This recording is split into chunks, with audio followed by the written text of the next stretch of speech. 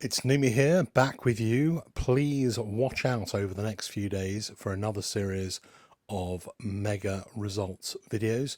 You can see a very large box has arrived, and there will be another one along soon containing lots and lots of beautiful, shiny and desirable NGC graded coins. But meanwhile, I've just got a video for you today containing some coins that have arrived for the next grading session, which ends pretty much at the end of January, and then another lot will go off to NGC. So you can see here what's arrived today.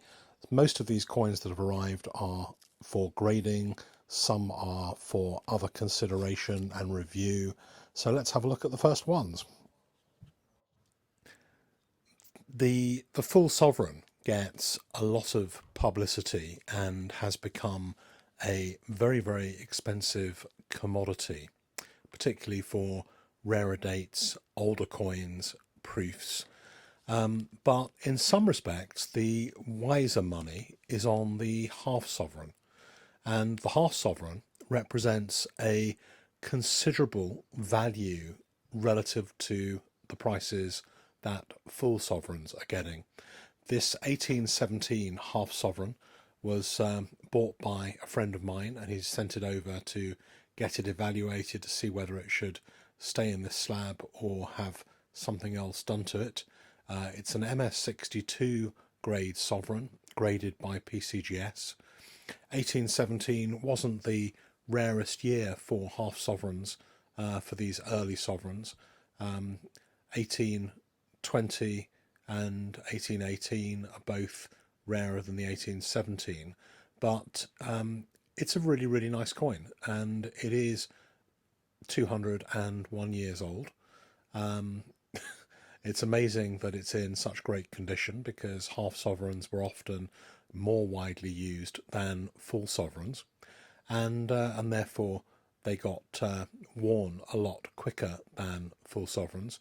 But I've been asked to take a look at this coin to see whether it should stay in a PCGS slab or be cross graded to NGC. Haven't yet made up my mind about that, but I will do over the next few days. And if I get a chance, I'll let you guys know what happened. So box number two, bag number two, is another interesting coin or two. I think that all the coins in this package can be classified as semi-numismatic. They're all bullion plus. They're quite interesting buys because they're rarer than your average chunk of bullion, but not as rare as rare date numismatic coins. So they're coins with a relatively modest risk when you buy them, and some potential upside depending on condition when they're graded as well. So the first one we've got is one that I haven't seen before for grading, which is, you can see just on the left, is Magyar, which means that it's from Hungary, like if you remember your stamps, Magyar Posta, Hungarian post office. So it's got a nice shield design on the reverse, and then it's a 20 forint, FR 20 forint coin from 1898, and then you've got Franz Joseph on the other side. If I can get it out, let's have a look at the monarch side.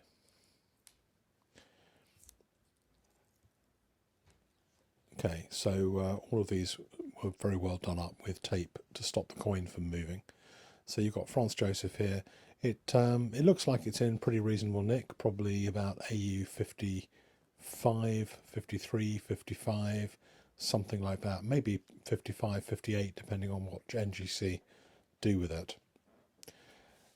Next coin is 1916 Cuba Republic coin. It's a kind of interesting coin in a way, because although this one is a bullion version, there was a sale, I think back in 2005, of the proof of this for about $13,500. This one is a bullion version, not a proof, and is probably worth about anything up to 20% over spot. But there are quite a few of these around, and they're available pretty readily as bullion coins, and they're quite a nice choice of bullion coin because I think Cuba certainly seems to have a lot of interest at the moment. I watched the Heritage auction live the other day, and there were quite a lot of rare Cuba coins in that auction, and there seemed to be a lot of interest in them, particularly the silver pesos did very, very well, and some of the Pat 97 coins, which are much rarer. I think there was even a copper pattern coin sold, but they did pretty well. This one I don't think is one of those coins, but I think it should also do pretty well in grading. There may be, I don't know what you guys think, maybe a sign it's been wiped at some stage. You see that line going down under Cuba.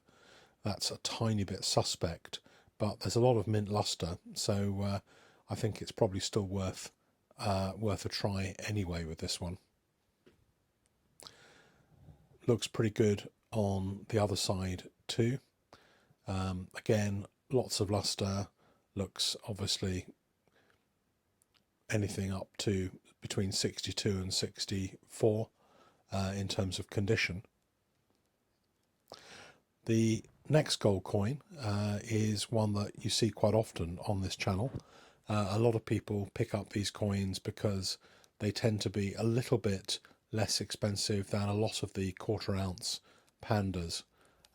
So quarter ounce pandas are a pretty good denomination, I think, for pandas because they're small enough so that they're easily tradable, not so small. I don't particularly like the little 1/20th of an ounce ones, although a lot of people send those in for grading, and at least it means they can find them because the slab is quite big. But this one, you can see the reason for sending it in. It's got a great big copper spot on the pandas behind that needs dealing with by NCS, so it'll get taken out of its plastic. Eventually this plastic does cause problems with coins. People like buying them in the plastic. If you take them out the plastic, it devalues them, but people like buying them in the plastic, but then that can contaminate them. So slabbing is not a bad way to deal with these coins. This last one here is one that is, I think, really, really nice. It's been semi-forgotten at the moment, and I'd like to remind people that it exists. The Lunar 1 series is now a pretty old coin. Very few of these were minted. The mintages on all of these proofs for the silver proofs for the Lunar 1 series were pretty low. This isn't one of the lowest ones, but it's quite nice to see this come in for grading. Watch out for the half-ounce coins, which are pretty rare, particularly the mouse, tiger and ox. So on to the next little package, the little arrivals package, and it's quite nice to show you some of these quick fire so you see a few of the different things that are coming in. I quite like it when these coins arrive in tissue paper because I take them out. I've got no idea at all what is inside the wrapper, so break it open and they peek out, and then you can see what delights people are sending in for grading. So so this is a Jubilee Head 2 sovereign gold piece. It's a circulation coin. There are quite a lot of these around. The thing with these is to work out whether they've been cleaned or not. It's still got quite a lot of luster. Don't think it's been cleaned. You've got the bun head from 1887 for Victoria's Jubilee, and Pastrucci St George on the back. This looks to be a really nice condition coin that should grade very well, I hope. So let's take a look at the next little package and see what's going to emerge out of this one. Always have a good supply of kitchen paper. Okay, so George V, sovereign, full sovereign, King's Head sovereign, and the date is 1918. And whenever you see a 1918 date, the first thing you do is look at the plinth below the St George and see whether there is a mint mark on it.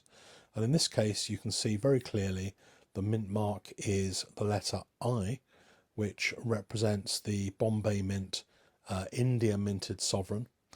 It was the only year sovereigns were minted in India before 2013 when the PAMP series of sovereigns started to be produced. So I hope you like that. There'll be a few more of these arrivals videos, and there'll be quite a lot of mega grading results videos coming along soon.